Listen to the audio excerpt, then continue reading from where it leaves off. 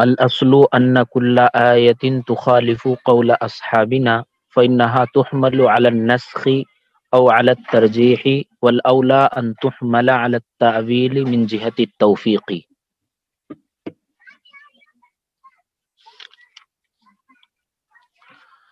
اصل اور ضابطہ یہ ہے کہ ہر وہ آیت جو ہمارے اصحاب کے قول کے مخالف ہو تو اسے نسخ پر محمول کیا جائے گا یا ترجیح پر، اور اولا اور بہتر یہ ہے کہ تطبیق کے ذریعے اسے تعویل پر محمول کیا جائے۔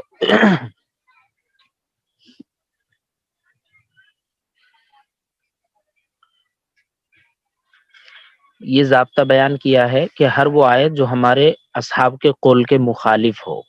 یہاں اصول کرخی کا جو انداز ہے، امام کرخی رحمہ اللہ نے ان اصول میں جو انداز اختیار فرمایا ہے وہ تھوڑا منفی سا ہے کہ ہر وہ آیت جو ہمارے اصحاب کے قول کے مخالف ہو تو اسے نسخ پر محمول کیا جائے گا۔ حالانکہ یہی بات اگر مثبت انداز میں کہی جائے تو اس طرح کی باتیں دوسرے ائمہ نے بھی کہی ہے کہ بظاہر اگر کوئی آیت ہمارے اصحاب کے قول کے مخالف ہے تو اسے ایسا سمجھا جائے گا کہ گویا وہ منسوخ ہے، یعنی احناف نے اس آیت پر جو عمل نہیں کیا ہے اس وجہ سے عمل نہیں کیا کہ وہ آیت یا تو منسوخ ہے، یا پھر احناف دو آیتوں میں ایک روایت کو احناف نے ترجیح پر محمول کیا ہے، اور ان میں سب سے بہتر طریقہ وہ تطبیق کا ہے، یعنی تطبیق کر کے تعویل پر محمول کر لیا جائے۔ تو اگر اس بات کو مثبت انداز میں کہہ دیا جائے تو کوئی حرج نہیں ہے۔ اسی وجہ سے اصول کرخی کے جو یہ تین اصول یہاں پر بیان کیے ہیں، یہ پہلی اصل ہے، پھر نمبر 30 پر دوسری اصل، اور پھر نمبر 31 پر یہ تیسری اصل۔ یہ تین اصول کو لے کر کے علماء احناف کو ہی ان لوگوں نے نشانہ بنایا ہے جو علماء احناف سے گویا ایک طرح کا تعصب رکھتے ہیں۔ تو صرف امام کرخی کو انہوں نے نشانہ نہیں بنایا بلکہ تمام علماء احناف کو ہی انہوں نے نشانہ بنایا ہے کہ دیکھو ان کے یہاں اس طرح ہوتا ہے کہ اگر کوئی آیت یا کوئی روایت قول احناف کے خلاف ہو تو وہ منسوخ ہے۔ تو اس قدر شدت یہ تو بہتر اور مناسب نہیں ہے۔ حالانکہ یہی بات ابن تیمیہ اور دیگر علماء نے بھی کہی ہے، لیکن چونکہ ان کا انداز مثبت تھا اس وجہ سے ان کو کسی نے اعتراض کا نشانہ نہیں بنایا۔ تو یہ جو امام کرخی نے تین اصول بیان کیے ہیں، ان میں بظاہر کی قید لگانی ضروری ہے، بظاہر کی قید لگانی ضروری ہے، یعنی بظاہر اگر کوئی آیت قول احناف کے خلاف ہو، بظاہر، حقیقت میں تو کوئی آیت احناف کے قول کے مخالف نہیں ہے، احناف کا کوئی قول آیت یا روایت کے مخالف نہیں ہے، اس لیے کہ علماء احناف نے تمام ہی مسائل کا استنباط کتاب اللہ، سنت رسول اللہ اور اجماع امت اور قیاس صحیح سے کیا ہے، اور بڑی جد و جہد سے انہوں نے کوششیں اور محنتیں کی ہیں۔ تو کوئی قول یا کوئی روایت کسی آیت یا روایت کے مخالف نہیں ہے، لہذا اس میں بظاہر کی قید لگانی ضروری ہوگی۔ اب اس قاعدے کو حل کرتے ہیں۔ الاصل ان کل آیت تخالف قول اصحابنا فانها تحمل على النسخ۔ اصل یہ ہے کہ ہر وہ آیت جو ہمارے اصحاب کے قول کے مخالف ہو تو اسے نسخ پر محمول کیا جائے گا، یعنی بظاہر اگر ایسا لگ رہا ہو کہ یہ آیت جو ہے ہمارے اصحاب کے قول کے مخالف ہے، یعنی احناف کا قول کچھ اور ہے اور آیت کچھ کہہ رہی ہے، تو اس میں غور کیا جائے گا کہ کہیں یہ آیت منسوخ تو نہیں، یا تو منسوخ ہے، یا پھر یہ کہ اسے ترجیح پر محمول کیا جائے گا کہ احناف دو طرح کی روایتیں ہیں اور احناف نے جس آیت کو یا جس روایت کو ترجیح دی ہے وہ راجح ہے، یا پھر یہ کہ تطبیق کی صورت اختیار کی جائے گی۔ تو گویا اس ضابطے میں معترضین کو جواب دینے کا ایک طریقہ بتایا گیا ہے۔ چنانچہ احناف کا مسلک ہے، مثلا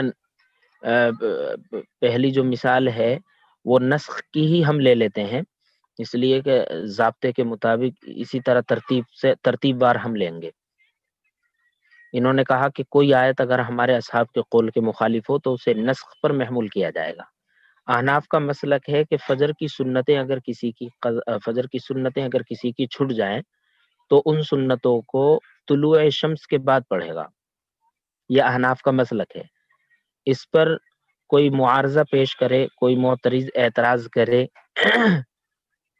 کہ آپ کا یہ قول حدیث کے مخالف ہے،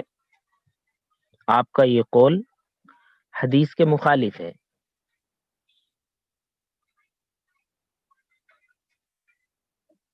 اچھا یہ روایت والی بات ہو گئی۔ ہمیں چونکہ یہ آیت آگے جو قاعدہ ہے وہ خبر یعنی حدیث کا ہے، اور یہ جو ہے آیت یعنی قرآن کریم کی آیت کا ہے۔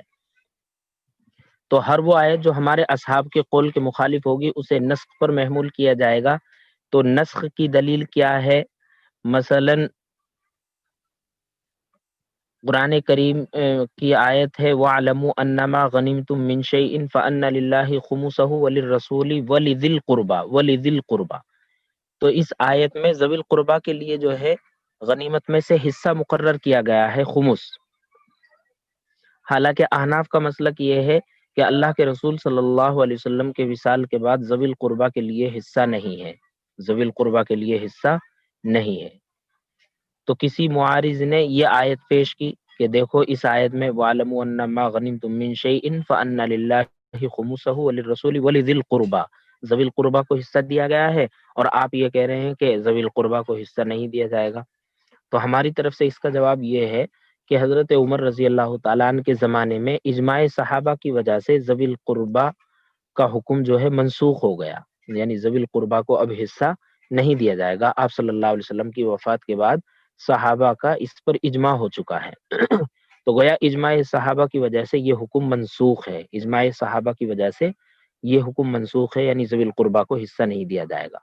لہذا احناف کا یہ قول کہ ذوی القربہ کو حصہ نہیں دیا جائے گا یہ آیت کے مخالف نہیں، بلکہ یہ آیت اجماع صحابہ کی وجہ سے منسوخ ہے۔ ایسے ہی اسے ترجیح پر محمول کیا جائے گا۔ مثلا احناف کا قول ہے، احناف کہتے ہیں کہ متوفی عنہا زوجہا اگر حمل سے ہو تو اس کی عدت وضع حمل ہے، یعنی جس کا شوہر مر گیا ہو اور وہ حاملہ بھی ہو تو وہ عدت وضع حمل سے گزارے گی، وضع حمل ہوگا اس کی عدت مکمل ہو جائے گی۔ متوفی عنہا زوجہا کی عدت وضع حمل سے ہے اگر وہ حاملہ ہے۔ اس پر معترض اعتراض کرتا ہے کہ قرآن کریم کی آیت ہے والذین یتوفون منکم ویذرون ازواجا یتربصن بانفسہن اربعۃ اشہر وعشرہ، کہ اس میں جو ہے متوفی عنہا زوجہا کی عدت جو ہے 4 مہینے 10 دن بیان کی گئی ہے، لہذا اس میں حاملہ ہو یا غیر حاملہ ہر ایک کو جو ہے 4 مہینے 10 دن گزارنے چاہیے، اس لیے کہ یہ آیت عام ہے۔ ہم کہتے ہیں کہ نہیں، ایک دوسری آیت ہے قرآن کریم کی وَأُولَاتُ الْأَحْمَالِ أَجَلُهُنَّ أَن يَضَعْنَ حَمْلَهُنَّ، تو اس آیت میں بتایا گیا ہے کہ حاملہ عورت کی عدت وضع حمل ہے، اور یہ آیت بھی گویا عام ہے، اس میں حاملہ ہو یا غیر حاملہ ہو، متوفیہ عنہا زوجہا ہو یا اس کے علاوہ ہو، تو اس کی عدت وضع حمل ہے، یعنی حاملہ عورت کی عدت وضع حمل ہے۔ تو گویا یہ دونوں آیتیں ہیں، اور ہم نے اس دوسری آیت کو یعنی وَأُولَاتُ الْأَحْمَالِ أَجَلُهُنَّ أَن يَضَعْنَ حَمْلَهُنَّ کو ترجیح دی ہے، اور اس کی دلیل یعنی ترجیح جو ہم نے دی ہے اس کی دلیل حضرت ابن عباس رضی اللہ تعالیٰ عنہما کا یہ قول ہے انہا نزلت بعد نزول تلک الآیہ، کہ یہ آیت یعنی وَأُولَاتُ الْأَحْمَالِ أَجَلُهُنَّ أَن يَضَعْنَ حَمْلَهُنَّ، یہ آیت بعد میں نازل ہوئی ہے اس آیت کے نازل ہونے کے بعد، یعنی پہلی آیت والذین یتوفون والی ہے اور دوسری آیت وَأُولَاتُ الْأَحْمَالِ أَجَلُهُنَّ ہے، اور گویا اس دوسری آیت نے پہلی آیت کو گویا منسوخ کر دیا ہے۔ لہذا ہم نے ابن عباس رضی اللہ تعالیٰ عنہ نے جو بات کہی ہے یعنی وَأُولَاتُ الْأَحْمَالِ أَجَلُهُنَّ أَن يَضَعْنَ حَمْلَهُنَّ، اس آیت کو ترجیح دی ہے، اور ابن عباس رضی اللہ تعالیٰ عنہ کا قول اس پر دلیل ہے۔ حضرت علی رضی اللہ تعالیٰ عنہ نے دونوں مدتوں کو جمع کیا ہے بطور احتیاط کے تاریخ کے مشتبہ ہونے کی وجہ سے۔ حضرت علی فرماتے ہیں کہ دونوں ہی مدتوں کو جمع کرے گی۔ یعنی 4 مہینے 10 دن مکمل کرے گی، اور وضع حمل اگر اس کے بھی بعد ہو رہا ہو تو پھر وضع حمل سے عدت پوری کرے گی۔ یعنی احتیاطاً حضرت علی نے اس پر عمل کیا ہے۔ لیکن احناف کا قول، وہ ابن عباس رضی اللہ تعالیٰ عنہ نے جو فرمایا ہے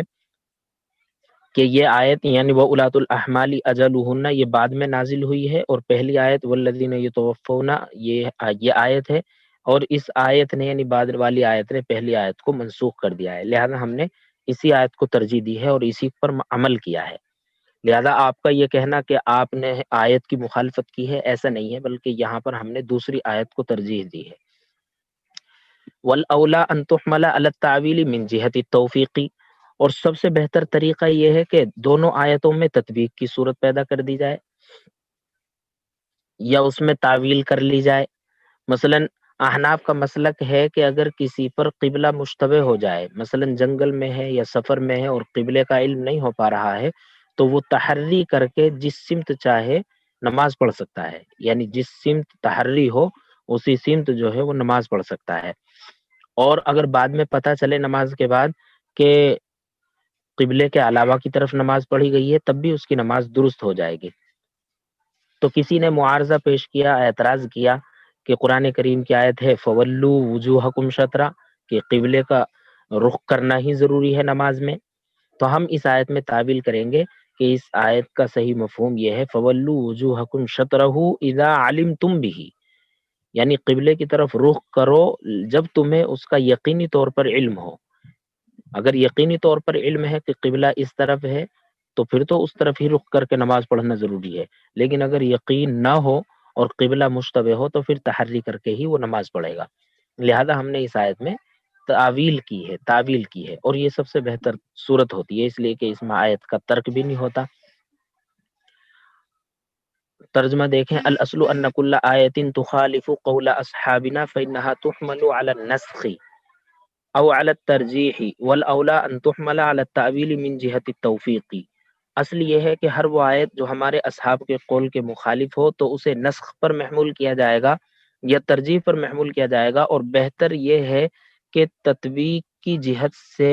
تعویل پر محمول کیا جائے، یعنی تطبیق کے ذریعے تعویل پر محمول کیا جائے۔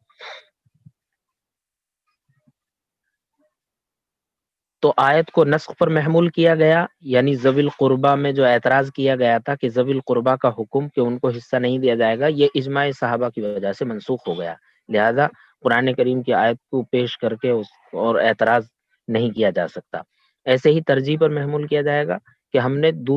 دوسری آیت کو یعنی وہ اولاد الاحمال اجلہن ان یضعن حملہن، اس آیت کو ہم نے ترجیح دی ہے۔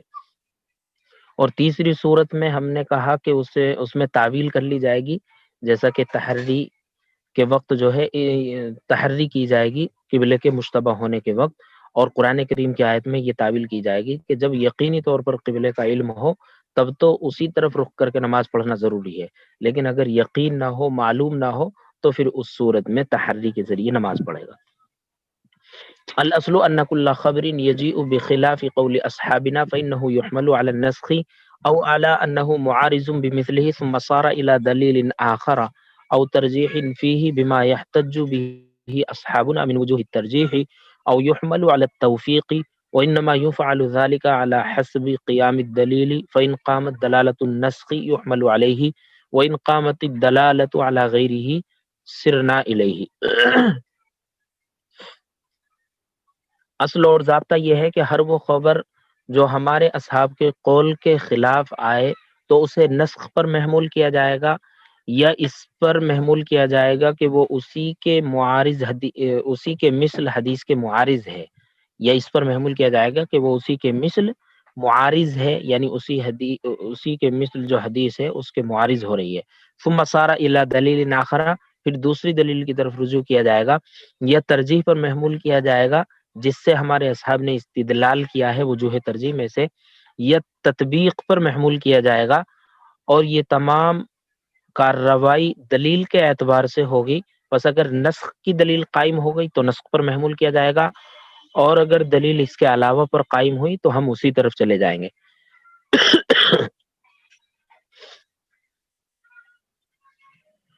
اس سے پہلی اصل میں آیت کا قول احناف کے مخالف ہونے کا تذکرہ تھا، اور یہاں پر جو ہے حدیث کا قول اصحاب کے مخالف ہونے کا ذکر ہے۔ لیکن لفظ بظاہر آپ کو ذہن میں رکھنا ہے، یعنی بظاہر کی قید اس میں ملحوظ رہنی چاہیے، یعنی بظاہر اگر کوئی حدیث ہمارے اصحاب کے قول کے مخالف ہو تو اس کو جو ہے گویا اس کی جواب دہی کے 4 طریقے اس میں بیان کیے گئے ہیں۔ پہلا طریقہ تو یہ ہے کہ اس کو نسخ پر محمول کیا جائے گا، یعنی وہ حدیث منسوخ ہے، اور جب منسوخ ہے تو منسوخ پر عمل نہیں ہوتا ہے، منسوخ غیر معمول ہوتی ہے۔ یا یہ کہ اسے اسی جیسی حدیث کے معارضے پر محمول کیا جائے گا اور پھر دوسری دلیل کی طرف رجوع کیا جائے گا، یا پھر اسے ترجیح پر محمول کیا جائے گا، یعنی کوئی وجہ ترجیح ہوگی اور ہمارے علماء نے اس کو راجح قرار دیا ہے وجہ ترجیح کی وجہ سے، یا اسے تطبیق پر محمول کیا جائے گا، اور یہ سب سے بہتر طریقہ ہوتا ہے۔ لیکن یہ تمام کی تمام کارروائی دلیل کے اعتبار سے ہوگی، نسخ کی دلیل قائم ہوگی تو نسخ پر، اور نسخ کے علاوہ پر دلیل قائم ہوگی تو پھر اسی پر محمول کیا جائے گا۔ مثلا انہوں نے کہا کہ ہر وہ خبر جو ہمارے قول اصحاب کے خلاف آئے تو اسے نسخ پر محمول کیا جائے گا۔ یہاں ہے وہ مثال، یعنی احناف کا مسلک ہے کہ فجر کی سنتوں کی قضا طلوع شمس کے بعد کی جائے گی، فجر کی سنتوں کی قضا طلوع شمس کے بعد کی جائے گی۔ اس پر معارض نے اعتراض کیا کہ حضرت قیس کی روایت ہے جس سے پتہ چلتا ہے کہ فجر کی سنتیں طلوع شمس سے پہلے بھی ادا کی جا سکتی ہیں۔ مثلا یہاں حاشیے میں ہے عن قیس رآنی رسول اللہ صلی اللہ علیہ وسلم اصلی رکعتین بعد الفجر فقال ما هما فقلت رکعت الفجر كنت لم ارکعهما فسکتا۔ تو اس روایت سے پتہ چلتا ہے کہ اللہ کے رسول نے ان کو نماز پڑھتے ہوئے دیکھا تو ان سے معلوم کیا کہ یہ کیا ہے، تو انہوں نے کہا کہ یہ فجر کی 2 رکعتیں ہیں، سنت جو میں نہیں پڑھ سکا تھا، تو آپ نے سکوت فرمایا۔ تو اس سے پتہ چلتا ہے کہ طلوع شمس سے پہلے بھی فجر کی سنتیں ادا کی جا سکتی ہیں۔ تو ہماری طرف سے اس کا جواب یہ ہے کہ یہ حدیث منسوخ ہے، اور جو حدیث ناسخ ہے وہ یہ ہے کہ آپ صلی اللہ علیہ وسلم کا ارشاد ہے لا صلاۃ بعد الفجر حتی تطلع الشمس ولا بعد العصر حتی تغرب الشمس۔ اور پہلی حدیث جو ہے یعنی حضرت قیس کی روایت یہ فعلی ہے، اور یہ دوسری روایت یہ قولی ہے، اور فعلی اور قولی روایت میں جب تعارض ہو تو قولی روایت راجح ہوتی ہے، لہذا ہم نے اس دوسری روایت پر عمل کیا ہے۔ ایسا نہیں ہے کہ ہمارا یہ قول حدیث کے خلاف ہے، حدیث کے خلاف ہے، بلکہ حدیث موجود ہے لا صلاۃ بعد الفجر حتی تطلع الشمس ولا بعد العصر حتی تغرب الشمس۔ یہ حدیث ناسخ ہے، اور پہلی حدیث جو حضرت قیس کی ہے وہ منسوخ ہے، اور منسوخ پر عمل نہیں ہوتا ہے۔ او علی انہ معارض بمثلہ ثم صار الی دلیل آخر، یا اس پر محمول کیا جائے گا کہ وہ حدیث اسی کے مثل معارض ہے، یعنی اسی کے معارض دوسری حدیث ہے، اور پھر دوسری دلیل کی طرف رجوع کیا جائے گا۔ مثلا حضرت انس کی روایت ہے کہ اللہ کے نبی صلی اللہ علیہ وسلم فجر میں قنوت پڑھتے تھے حتیٰ کہ دنیا سے رخصت ہو گئے۔ پھر حضرت انس رضی اللہ تعالیٰ عنہ کی دوسری روایت ہے کہ اللہ کے نبی نے 1 مہینے قنوت پڑھا پھر اس کو ترک کر دیا۔ تو یہاں حضرت انس کی دونوں روایتوں میں تعارض ہو گیا، ایک تو یہ کہ آپ فجر میں ہمیشہ قنوت پڑھتے تھے یہاں تک کہ دنیا سے ہی رخصت ہو گئے، اور دوسری روایت میں یہ ہے کہ صرف 1 مہینے قنوت پڑھا اور پھر اسے ترک کر دیا۔ تو دونوں میں تعارض ہو گیا، دونوں برابر درجے کی حدیث ہیں۔ تو اذا تعارض تساقطا کے ضابطے سے دونوں حدیثیں ساقط ہو جائیں گی۔ پھر ہم نے ایک تیسری حدیث جو حضرت ابن مسعود رضی اللہ تعالیٰ عنہ کی ہے، اور اس میں ہے کہ آپ صلی اللہ علیہ وسلم نے عرب کے کسی قبیلے کے خلاف بد دعا کے طور پر 2 مہینے قنوت پڑھا تھا، اور وہ قنوت نازلہ تھا، اور اس کی دلیل یدعو علی ہے، اس لیے کہ دعا کا صلہ جب علی آتا ہے تو بد دعا کے معنی میں ہوتا ہے۔ تو آپ گویا عرب کے جو قبائل تھے، چند قبیلے تھے، ان کے خلاف بد دعا کرتے تھے، اور بد دعا کے طور پر آپ نے 2 مہینے قنوت پڑھا، اور پھر آپ نے اس کو ترک کر دیا۔ تو یہ قنوت نازلہ ہے جو فجر میں آپ نے پڑھا ہے اور پھر اس کو ترک کر دیا ہے۔ اور رہی قنوت جو وتر میں پڑھی جاتی ہے یعنی دعائے قنوت، تو وہ تو وتروں میں پڑھا جاتا ہے نہ کہ فجر کی نماز میں۔ لہذا یہاں پر ہم نے اس حدیث کو معارضے پر محمول کیا ہے، اور معارضے کے بعد ہم نے پھر دوسری دلیل کی طرف رجوع کیا ہے، اور ہمیں ابن مسعود کی روایت ملی ہے اور ہم نے اس پر عمل کیا ہے کہ قنوت جو وطروں میں پڑھا جاتا ہے وہ دعائے قنوت ہے، دعا ہے، اور وہ قنوت نازلہ ہے جس کو آپ نے کہا ہے۔ او ترجیح فیہ بما یحتج به اصحابنا من وجوہ الترجیح، یا ترجیح پر محمول کیا جائے گا، ترجیح پر محمول کیا جائے گا۔ ترجیح کی مثال، مثلا احناف کا مسلک ہے کہ استقبال قبلہ یا استدبار قبلہ مکروہ تحریمی ہے، ناجائز ہے، یہ احناف کا مسلک ہے۔ اس پر کسی نے معارضہ پیش کیا اور اعتراض کیا کہ حضرت ابن عمر کی ایک روایت ہے، ارتقیت ظہر بیت لحفصہ فرأیت صلی اللہ علیہ وسلم، اور اس حدیث سے پتہ چلتا ہے کہ استدبار قبلہ جائز ہے، یعنی حضرت حفصہ کی گھر کی چھت پر آپ جو ہے چڑھے اور دیکھا کہ آپ صلی اللہ علیہ وسلم قبلے کی طرف استدبار کیے ہوئے ہیں، تو انہیں ایسا لگا کہ آپ صلی اللہ علیہ وسلم نے پیٹھ اس قبلے کی طرف کر رکھی ہے اور آپ استنجا کر رہے ہیں مثال۔ تو ابن عمر کی اس روایت سے پتہ چلتا ہے کہ استدبار قبلہ جائز ہے، استدبار یا استقبال قبلہ جائز ہے، اور آپ کہتے ہیں کہ استدبار قبلہ یا استقبال قبلہ مکروہ تحریمی ہے اور ناجائز ہے، تو یہ تو اس حدیث کے خلاف ہے۔ ہم کہتے ہیں کہ نہیں، حضرت ابو ایوب انصاری رضی اللہ تعالیٰ عنہ کی روایت ہے جو بخاری میں ہے، اور انہوں نے فرمایا آپ صلی اللہ علیہ وسلم کی انہوں نے قولی حدیث نقل کی ہے، اذا اتیتم الغائط فلا تستقبلوا القبلۃ ولا تستدبروها، کہ جب تم میں سے کوئی قضاء حاجت کے لیے آئے تو استقبال قبلہ اور استدبار قبلہ نہ کرے، اور ہم نے اسی حدیث پر عمل کیا ہے، اور یہی حدیث راجح ہے، اور اسی کو ہم نے معمول بہا بنایا ہے۔ لہذا کوئی بھی حدیث جو ہمارے قول احناف کے مخالف ہوگی تو اسے یا تو نسخ پر محمول کیا جائے گا، یا معارضے پر محمول کیا جائے گا، یا پھر ترجیح پر محمول کیا جائے گا، یا پھر تطبیق کی صورت اختیار کی جائے گی۔ تطبیق کی مثال بھی آپ دیکھ لیں، یہاں حاشیے میں بھی ہے، نیچے بالکل آخر میں۔ مثلا احناف کا مسلک ہے کہ امام صرف تسمیع کرے، تحمید نہ کرے، یعنی امام صرف سمیع اللہ لمن حمیدہ کہے گا، ربنا لک الحمد نہ کہے، اور مقتدی ربنا لک الحمد کہے گا۔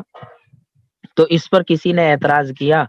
کہ اللہ کے نبی کی حدیث ہے کہ آپ صلی اللہ علیہ وسلم جب رکوع سے سر اٹھاتے تو سمیع اللہ لمن حمیدہ کہتے اور ربنا لک الحمد بھی کہتے، یعنی دونوں ذکروں کو گویا آپ صلی اللہ علیہ وسلم جمع کرتے۔ تو یہ حدیث اس بات پر دلالت کرتی ہے کہ امام اور غیر امام کے لیے دونوں ذکروں کو جمع کرنا ہے، یعنی سمیع اللہ لمن حمیدہ بھی کہنا ہے اور ربنا لک الحمد بھی کہنا ہے۔ حالانکہ آپ کہتے ہیں کہ امام صرف سمیع اللہ لمن حمیدہ کہے، وہ ربنا لک الحمد نہ کہے، اور مقتدی صرف ربنا لک الحمد کہے، تو آپ کا یہ قول حدیث کے خلاف ہے۔ ہم کہتے ہیں کہ نہیں، ہمارا یہ قول حدیث کے خلاف نہیں، بلکہ اللہ کے نبی کی ایک دوسری حدیث ہے جس میں آپ نے فرمایا اذا قال الامام سمیع اللہ لمن حمیدہ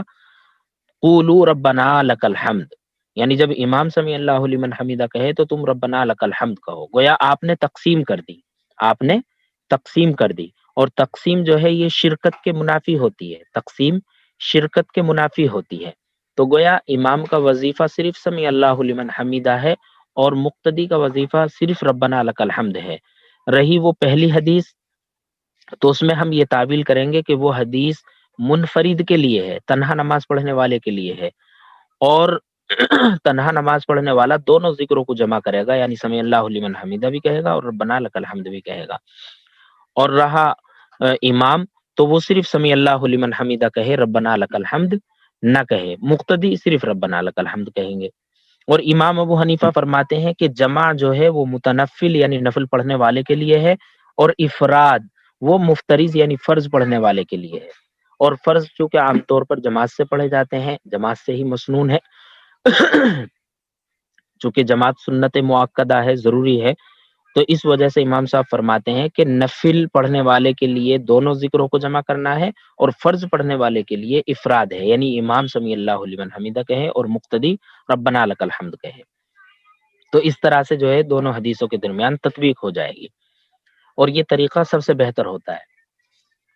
اسی طرح تیسرا قاعدہ ہے الاصل ان الحدیث اذا ورد عن الصحابی مخالفا لقول اصحابنا فإن كان لا يصح كفينا مؤونة جوابه وإن كان صحيحا في مورده فقد سبق ذكر أقسامه إلا أن أحسن الوجوه وأبعدها عن الشبه أنه إذا ورد حديث الصحابي في غير موضع الإجماع أن يحمل على التأويل أو المعارضة بينه وبين صحابي مثله۔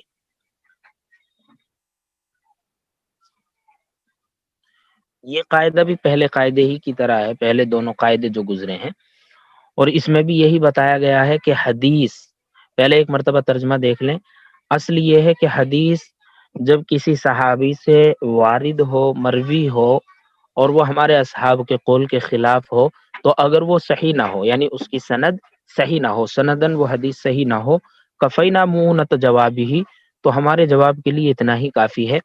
وَإِنْ كَانَ صَحِيحًا فِي مَوْرَدِهِ، اور اگر وہ اپنے مورد میں صحیح ہے تو اس کے اقسام کا ذکر گزر چکا، پہلے بیان ہو چکا، مگر سب سے بہتر طریقہ الا ان احسن الوجوہ، وجوہ میں سب سے بہتر وجہ یعنی بہتر طریقہ اور شبہ سے بہت دور جو ہے وہ یہ ہے کہ جب حدیث صحابی